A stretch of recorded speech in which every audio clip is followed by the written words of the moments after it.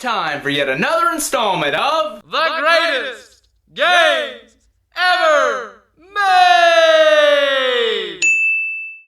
or GGEME for short. This time we're going to talk about a game that everybody should know about, and that of course is the NES classic Metroid.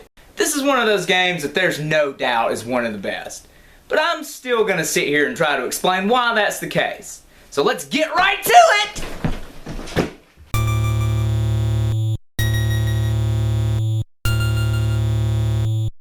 Metroid is hard to talk about, not for any reason other than it feels as if everything that could be said about it already has been. It's one of those legendary games that everything from Castlevania to even Zelda tried to emulate after its release. But why exactly? What was it about Metroid that captured everyone's imagination? And more importantly, does it deserve all the praise that it gets? The best way to figure that out is to look at when the game was released. The NES was still pretty new, and most of the games were not that special. Yeah, you had Super Mario Brothers, but what else was there? Fucking golf?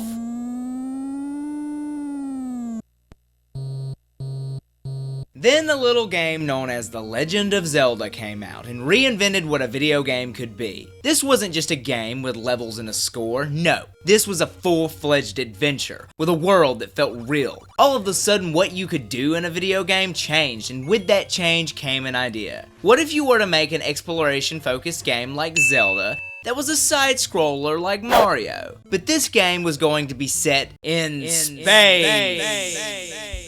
Most Nintendo games around that time were also pretty cheerful. Yeah, Zelda had its dark, creepy dungeons, but mostly it felt like a happy-go-lucky adventure. Then there's Metroid. This is not a happy game. Every area seems dark and foreboding. Every enemy seems alien, and running through these catacombs long enough lets a deep sense of isolation start to sink in. These elements make Metroid feel more like a precursor to survival horror to me. The air around you is thick with atmosphere. It draws you into this world and never lets go, even long after you've shut the game off. When you enter a room full of tiny platforms and lava, you know there's no easy way across. You just have to make those jumps. That feeling of dread starts to sink in because you know if you fall in that lava, then you're most likely dead.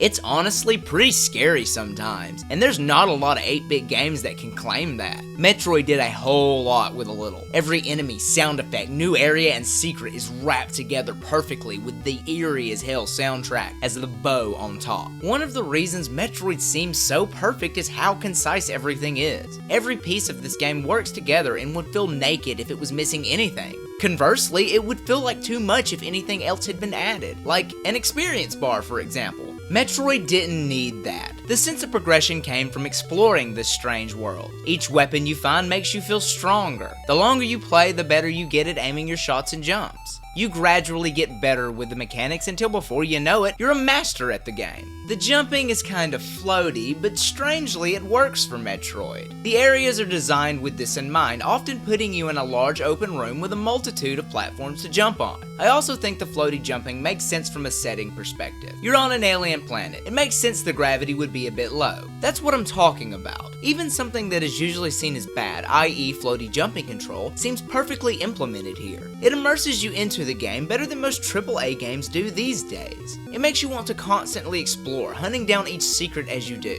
The game pushes you in the right directions as well, and it does it as subtly as everything else in this game. Take the statue room for example. If you run in here, you'll see a path on the other side, but since there's no way to reach it, you end up leaving. Later, after you kill your first boss, you come back to this room and see a statue of the boss go on one of the little pedestals. Your first thought is, oh, I have to find another boss to open the path. Now you leave the room with a new sense of purpose. Hunt down that other space pirate and end him. And after you do that and make it across that bridge, you feel like a total badass. Nothing can stand in your way now. You feel like you've mastered everything this game can throw at you.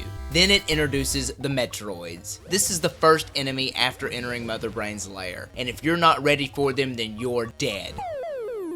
The only way to stand a chance is to freeze them, then blast them with missiles. This forces you to trade in a weapon that you've relied on since you found it, the Wave Beam, and downgrade to a weapon that you probably hadn't used in a long time. It brings back all those feelings of helplessness right at the end of the game. No amount of extra life containers or upgrades can help you against this enemy. You just have to be good. Slowly, you tread through room after room fighting Metroids the whole way. Then these little Cheerios start to follow you around as well, making you have to dodge yet another obstacle you haven't encountered yet. It's everything that makes the trek to a final boss good. It tests all the skills you've acquired by introducing something new for you to overcome. After fighting your way through each twisted corridor, you finally reach the final room.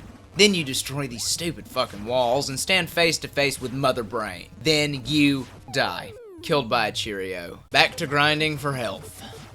So, face to face with Mother Brain, you fight hard and manage to finally land that last blow. You breathe a sigh of relief. You've done it. You've beaten Metroid. The game says, escape the bomb. You're not done yet. You have to escape first. This is Metroid after all. It's not going to come easy. You're already stressed from the fight with Mother Brain, and now you have to jump on these little platforms. You keep missing your mark and falling as the timer ticks down, down, down, down, down. Metroid never lets up. Each second forces you to the edge of your seat, and even after you finally make it, the game has one last surprise for you, which is, well, I think we all know what the final screen of Metroid is. Tell me that isn't the perfect video game twist. And it's all put together unlike anything else, especially for its time. I mentioned before how much influence the original Metroid had. Look at what Zelda did for its first sequel. I can see Metroid influencing that. And what about Castlevania? Talk about completely changing the gameplay style for your sequel. And without it, we'd never have classics like Symphony of the Night. I think you can trace it all back to this masterpiece of a game. I guess the big question is, does the original Metroid still hold up? I'd say yeah, absolutely. It has some flaws and can be hard as hell at times, but it's still a joy to play through, and the moods that this game can bring out is astounding. Look, I think we all knew that Metroid was going to be one of the greatest games ever made. If you don't believe me, then just go play it and find out why. And as always, nobody loves you. You should click on a video because you're bored and you need something to do. I've got some videos right here. They all go to other videos I've done. Like this one is on a video called Dragon Power Z. And then there's this one where I'm doing a Nuzlocke challenge on Pokemon Ruby. Click on it. Click on it, at least for this song that I've literally made up on the fucking spot. Just fucking click something, dude. That was pretty cool, right?